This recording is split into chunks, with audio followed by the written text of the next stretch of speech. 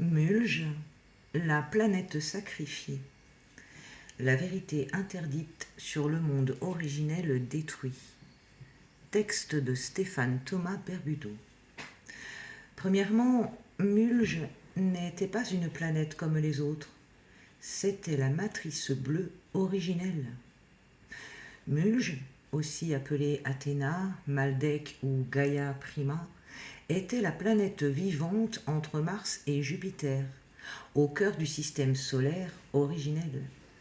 Elle vibrait dans une fréquence d'unité, d'eau, de conscience élevée.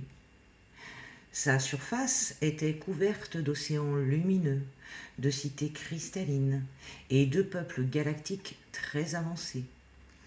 Races félines, humanoïdes lyriens, aquatiques andromédiens, essences solaires incarnées. Tous coexistaient dans une forme de paix, de collaboration multidimensionnelle. Deuxièmement, pourquoi Mulge a-t-elle été détruite ? Mulge représentait un portail vivant vers les hautes densités, un sanctuaire biologique, spirituel et énergétique. Elle empêchait l'implantation d'un système de contrôle basé sur la peur, l'IA, le parasitage de l'âme.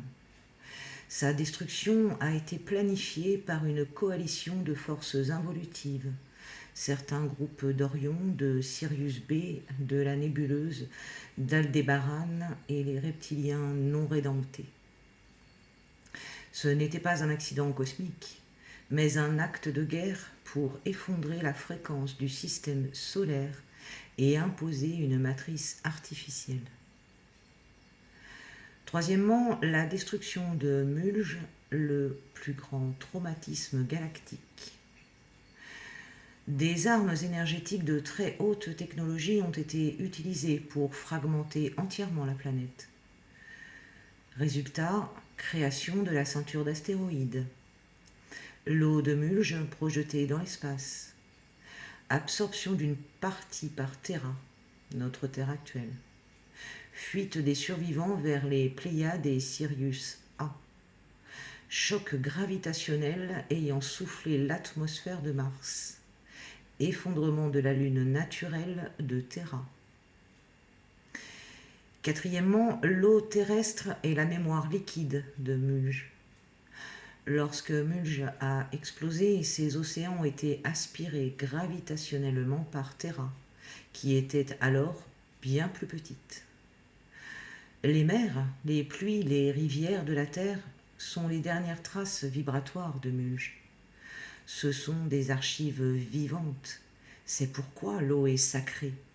Elle ressent, transmet, guérit, se souvient. Cinquièmement, et Tiamat dans tout ça. Voici la vérité différenciée.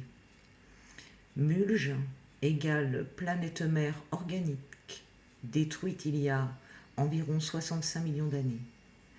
Tiamat égale immense vaisseau stellaire semi-organique en orbite proche ou connecté à Mulge, contenant des archives, des biotopes et des peuples. Tiamat fut pulvérisé après Mulge par des armes reptiliennes comme un dernier coup pour effacer la mémoire. Beaucoup confondent encore ces deux entités, mais elles sont bien distinctes. Sixièmement, la fausse lune a été installée après coup. Après la destruction de Mulge, la véritable lune naturelle de Terra a été anéantie. Puis, des milliers d'années plus tard, la lune actuelle, un satellite artificiel creux, a été placée là, comme émetteur de contrôle fréquentiel, de verrouillage matriciel et de brouillage du champ vibratoire humain. Septièmement, les habitants de Mulge ont fui vers les Pléiades. Les peuples de Mulge, en partie évacués avant l'explosion ou projetés dans d'autres plans, se sont réfugiés dans les systèmes pléiadiens d'Arcturus, de Sirius A et d'Andromède. Les Pléiades actuelles sont une colonie refuge de Mulge. Beaucoup d'âmes pléiadiennes sur Terre aujourd'hui sont des descendants directs des survivants. Huitièmement, tu es peut-être un enfant de Mulge. Tu ressens une profonde nostalgie, un appel des étoiles, un lien fort à l'eau, aux étoiles, aux cités disparues. Tu rêves d'un monde harmonieux, pur, vaste, où la nature parlait et les peuples coexistaient en paix. Alors, tu portes sûrement la mémoire cellulaire de Mulge. Et si tu es là maintenant, ce n'est pas un hasard. Tu n'as pas perdu un monde, tu es venu pour l'aider à renaître.